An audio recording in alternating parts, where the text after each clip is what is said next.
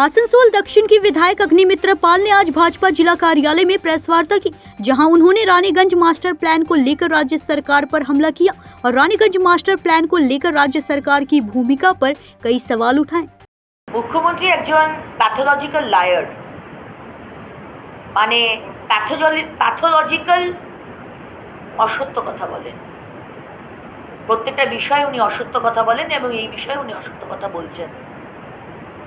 10 বছরের জন্য এই 10 বছরের মধ্যে রানীগঞ্জ মাস্টার প্ল্যান কমপ্লিট করতে হবে, সেই হিসেবে সমস্ত ব্যবস্থা দেওয়া হয়েছে।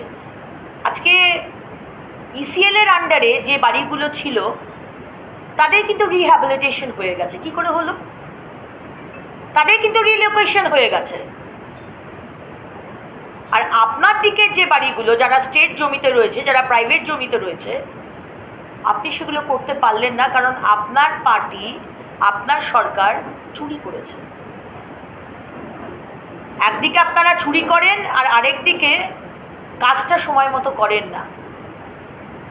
মানে একটা ডেডলাইনের মধ্যে একটা প্রজেক্ট শেষ করার যে ডাইনামিজম দরকার, আপনি সেই ডাইনামিক লিডার নন।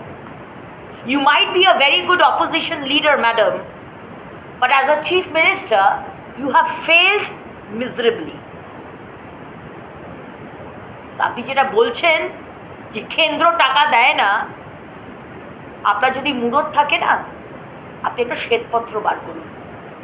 2009 সালে রানীগঞ্জ মাস্টার প্ল্যানে কত টাকা কেন্দ্র সরকার আপনাকে দিয়েছে, কত টাকা দেওয়ার কথা ছিল আর কত টাকা বাকি আছে।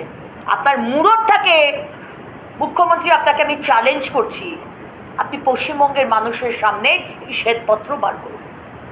आसनसोल से सत्यनारायण सिंह की रिपोर्ट।